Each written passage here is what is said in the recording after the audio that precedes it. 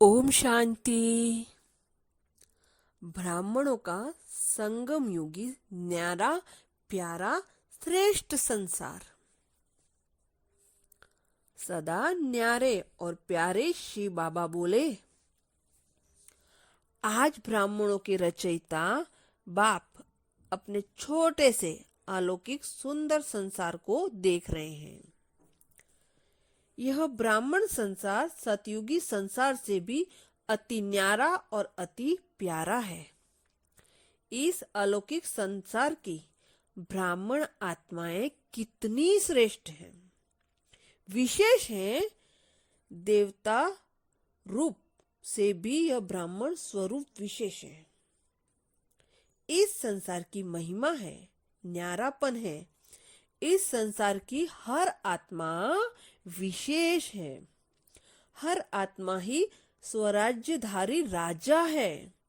हर आत्मा स्मृति की तिलकधारी, अविनाशी तिलकधारी, स्वराज्य तिलकधारी परमात्मा दिल तख्त नशीन है। तो सभी आत्माएं इस सुंदर संसार की ताज तख्त और तिलकधारी है। ऐसा संसार सारे कल्प में कभी सुना व देखा? जिस संसार की हर ब्राह्मण आत्मा का एक बाप, एक ही परिवार, एक ही भाषा, एक ही नॉलेज अर्थात ज्ञान, एक ही जीवन का श्रेष्ठ लक्ष्य, एक ही वृत्ति, एक ही दृष्टि, एक ही धर्म और एक ही ईश्वरीय कर्म। ऐसा संसार जितना छोटा उतना प्यारा है। ऐसे सभी ब्राह्मण आत्माएं मन में गीत गाती हो कि हमारा छोटा सा यह संसार अति न्यारा और अति प्यारा है। यह गीत गाती हो। यह संगम योगी संसार देख देख हर्षित होते हैं। कितना न्यारा संसार है। इस संसार की दिनचर्या ही न्यारी है। अपना राज्य, अपने नियम, अपनी रीति रस्म, लेकिन रीति भी न्यारी है और अति प्यारी है। ऐसे संसार में रहने वाली ब्राह्मण आत्माएं हो ना, इस संसार में रहते हो ना, कभी अपने संस्कार को छोड़ पुराने संसार में तो नहीं चले जाते हो।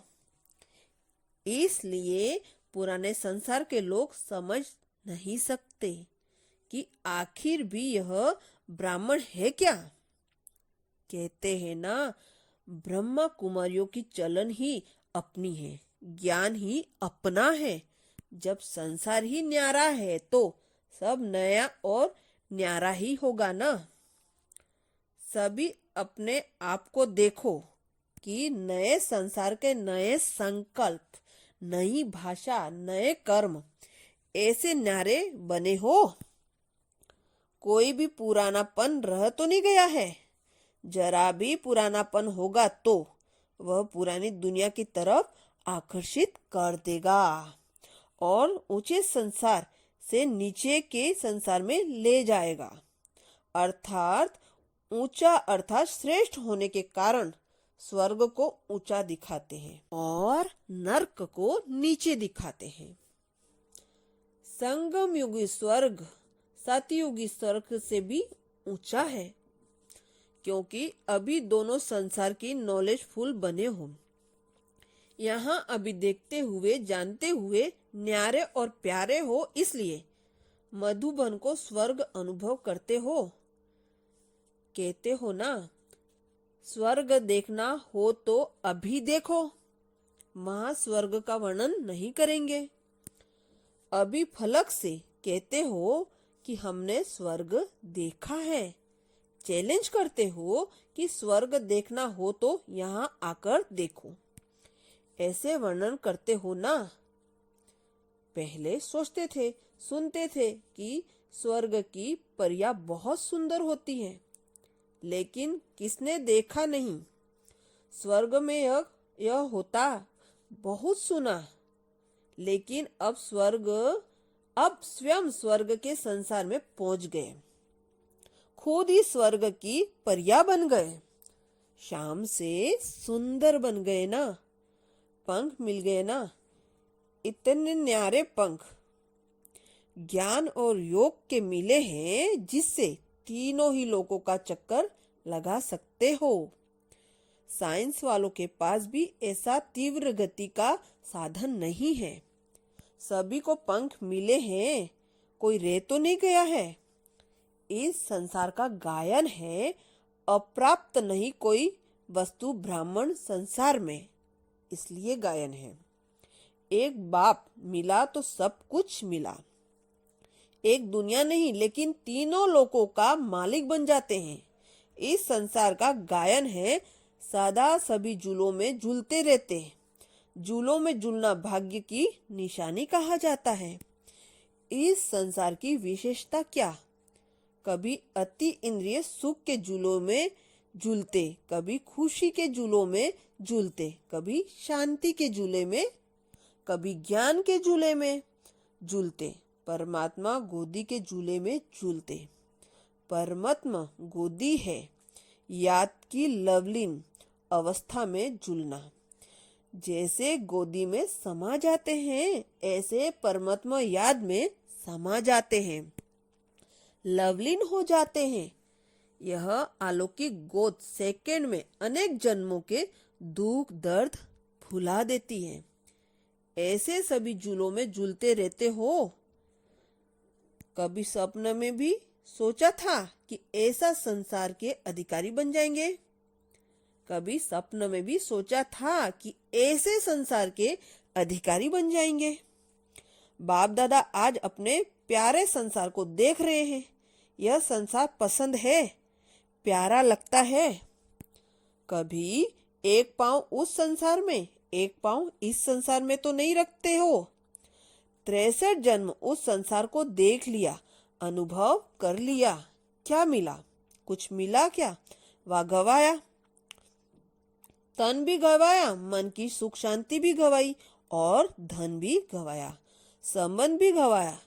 जो बाप ने सुंदर तन दिया वह कहाँ गवाया? अगर धन की इकट्ठा करते हैं तो काला धन, स्वच्छ धन कहाँ गया? अगर है भी तो काम का नहीं है। कहने में करोड़पति है, लेकिन दिखा सकते हैं तो सब कुछ गवाया। फिर भी अगर बुद्धि जाए तो क्या कहेंगे? समझदार। इसलिए अपने इस श्रेष्ठ संसार को सदा स्मृति में रखो। इस संसार के इस जीवन की विशेषताओं को सदा स्मृति में रख समर्थ बनो, स्मृति स्वरूप बनो, तो नष्ट मोह स्वतः ही बन जाएंगे। पुरानी दुनिया की कोई भी चीज बुद्धि में स्वीकार नहीं करो। स्वीकार किया अर्थात धोखा खाया, धोखा खाना अर्थात दुख उठाना। तो कहाँ रहना, तो कहाँ रहना है? इस संसार में या पुराने संसार में? सदा अंतर स्पष्ट इमेज रूप में रखो कि वह क्या और यह क्या। अच्छा, ऐसे छोटे से प्यारे संसार में रहने वाली विशेष ब्राह्मण आत्माओं को, सदा तख्त नशीन आत्माओं को, सदा झूले में झूलने वाली आत्माओं को, सदा न्यारे और परमात्मा प्यारे बच्चों को परमात्मा याद, परमात्मा प्यार और नमस्ते। हम बच्चों को भी बाबा को नमस्ते। शुक्रिया बाबा, शुक्रिया। ओम शांति।